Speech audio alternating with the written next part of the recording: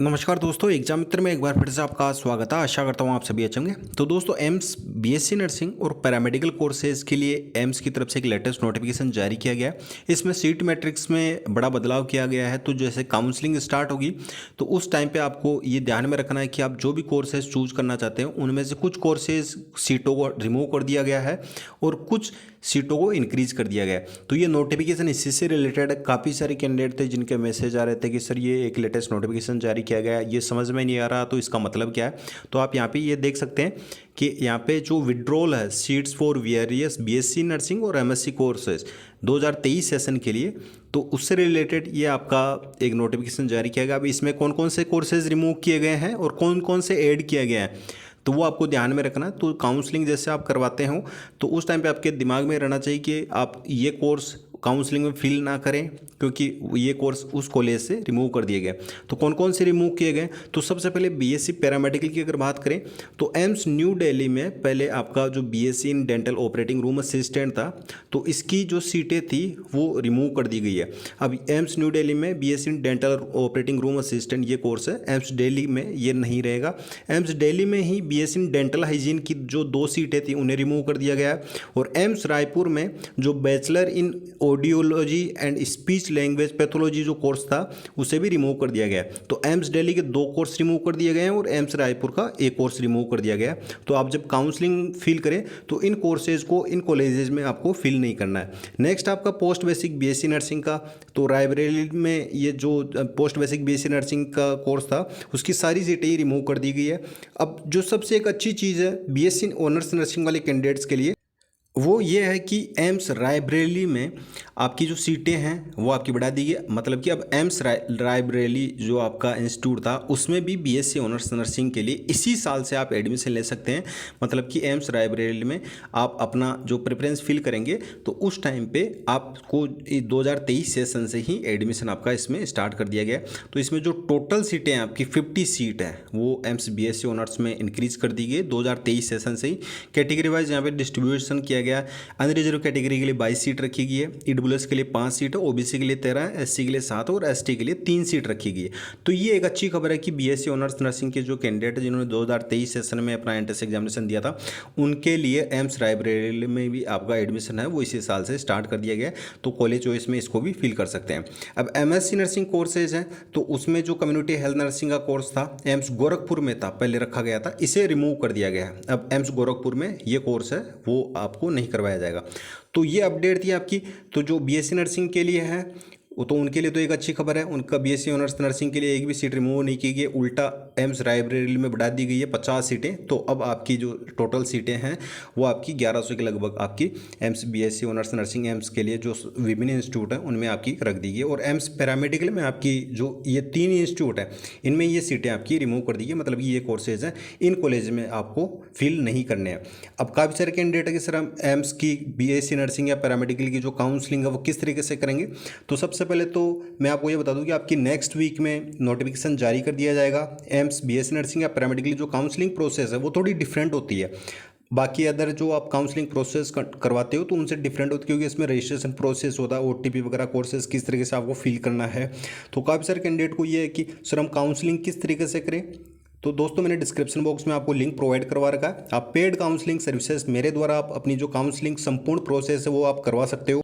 तो इसमें पर्सनली मेरे द्वारा आपकी काउंसलिंग प्रोसेस वो कंप्लीट की जाती है। विगत 4 से 5 सालों का अनुभव है तो उस बेसिस पे ही आपकी रैंक है, आपका स्कोर है, उस बेसिस पे कि आपको कौन सी कॉलेज है वो प्रायोरिटी पर रखनी चाहिए, सारी चीज़ें एनालिसिस की जाती है।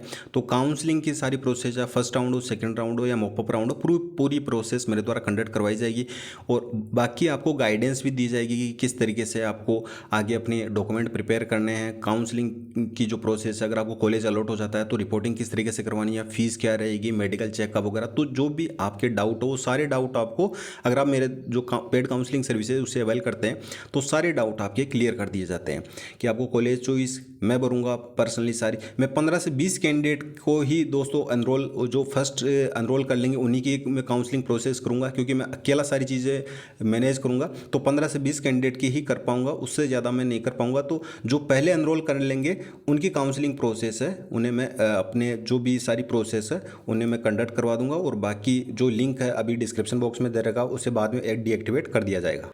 अब इसमें आपको क्या क्या मिलेगा, तो जो सीट मैट्रिक्स हैं, अधिकतर कैंडिडेट्स को सीट मैट्रिक्स से नहीं पता, कैटेगरी वाइज कौन से कॉलेज में कितनी सीट्स हैं, या आपकी ये रैंक आ रही है तो कौन सा कॉलेज आपको मिल सकता है, कौन से कॉलेजेस आपको प्रायोरिटी में फिल करना है, प्रीवियस ईयर कौन कौन से कॉलेज थे, कितने स्कोर पे मिले थे। तो ये सारी चीज़ें मेरे द्वारा एनालिसिस की जाएगी, और उन्हीं के बेसिस पे ही अगर आपका स्कोर ठीक ठाक है तो उस बेसिस पे ही आपके स्कोर और रैंक के अकॉर्डिंग कॉलेज चॉइस है वो मेरे द्वारा फिल की जाएगी। आपका रैंक का और कट ऑफ का एनालिसिस किया जाएगा। 24/7 अलर्ट, जो एम्स के द्वारा कोई भी नोटिफिकेशन आता है तो सबसे पहले उसकी इन्फॉर्मेशन आपको प्रोवाइड की जाती है। बाकी अगर आप यूट्यूब पे या आपके समझ में नहीं आता, जैसे अभी ये नोटिफिकेशन है, काफ़ी सारे कैंडिडेट को समझ में नहीं आया कि इसका मतलब क्या है, तो ये सारी चीज़ें आपको एक्सप्लेन की जाती है। और डेडिकेटेड पर्सनल काउंसलर है, मैं खुद सारी चीज़ें मैनेज करता हूँ। डॉक्यूमेंटेशन और आपका जो सपोर्ट काउंसलिंग और रिपोर्टिंग, तो आपको डॉक्यूमेंट क्या क्या तैयार करने हैं और काउंसलिंग आपको किस तरीके से करनी है, रिपोर्टिंग के टाइम पे आपको कौन कौन सी चीज़ों को फॉलो करना है, तो सारी गाइडेंस आपको दी जाती है।